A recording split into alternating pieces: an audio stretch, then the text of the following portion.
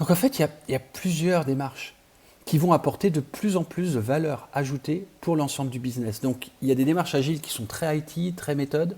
Il y a des démarches agiles qui sont très mindset. C'est pour ça que vous avez à la fois des coachs agiles, vous avez des développeurs agiles, mais vous avez aussi du safe, vous avez aussi des démarches de transformation agile type Spotify, cette entreprise, qui sert de référence en termes de communauté agile, justement. Et justement, on va pouvoir s'y retrouver par rapport à l'ensemble de ces dimensions, notamment par rapport à cette structuration et cette représentation.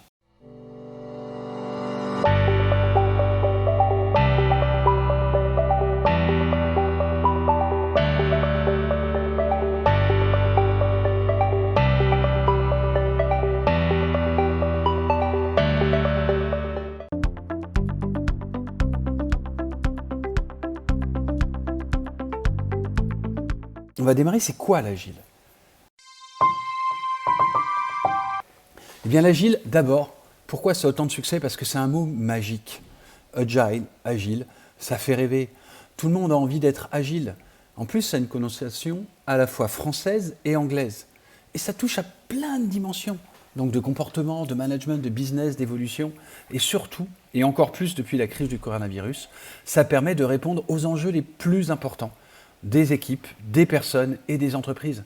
Car évidemment, le changement, rien n'est plus permanent quelque part que le changement. Et surtout, on a tous en tête cette citation de Darwin qui fait que seules les espèces qui sont les plus flexibles, qui s'adaptent, qui sont le plus agiles, qui vont survivre au changement.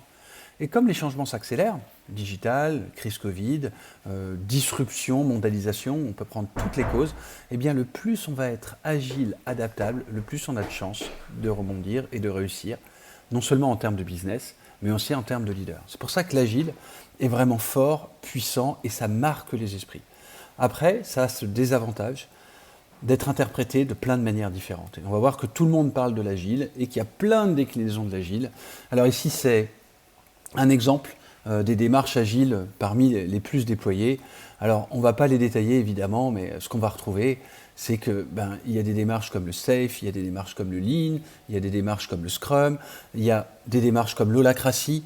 Donc on va se dire, waouh, le DevOps, il y a plein de noms différents, et je vous laisserai aller voir en cherchant sur Internet ce visuel qui est assez synthétique, assez beau, assez cohérent, qui vous permet déjà de vous faire une idée.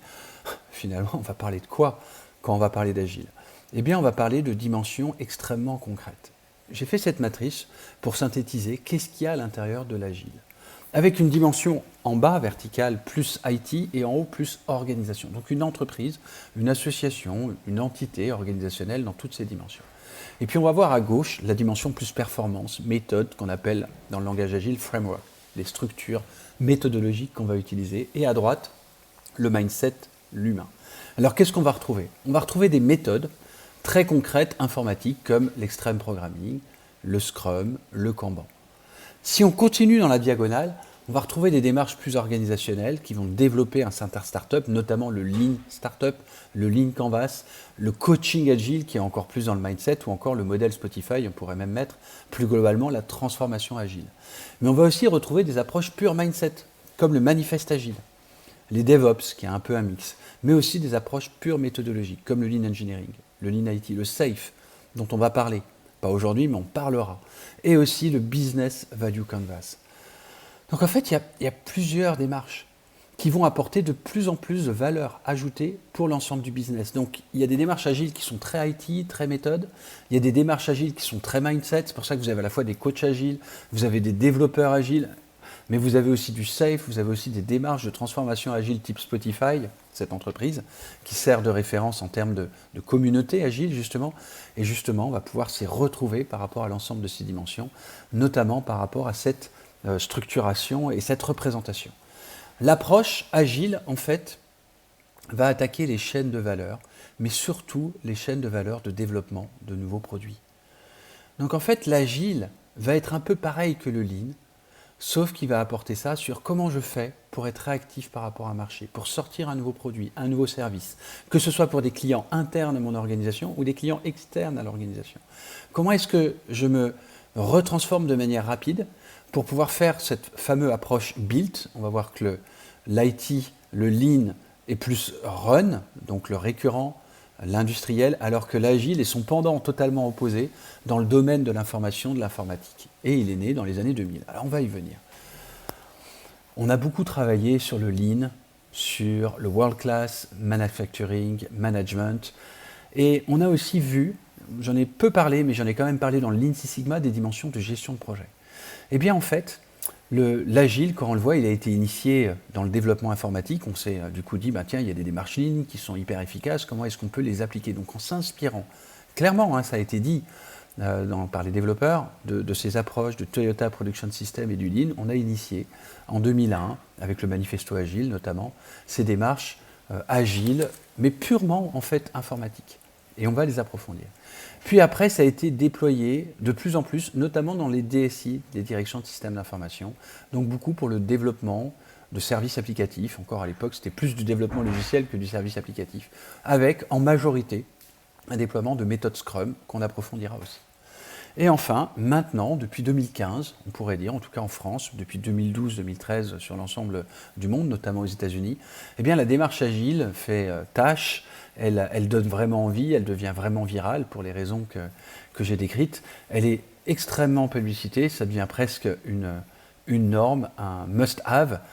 Et on a déjà dépassé dans la courbe d'innovation, en fait, la maturité. Aujourd'hui, l'agilité n'est pas encore sur le déclin, mais tout le monde en a entendu parler et tout le monde en fait.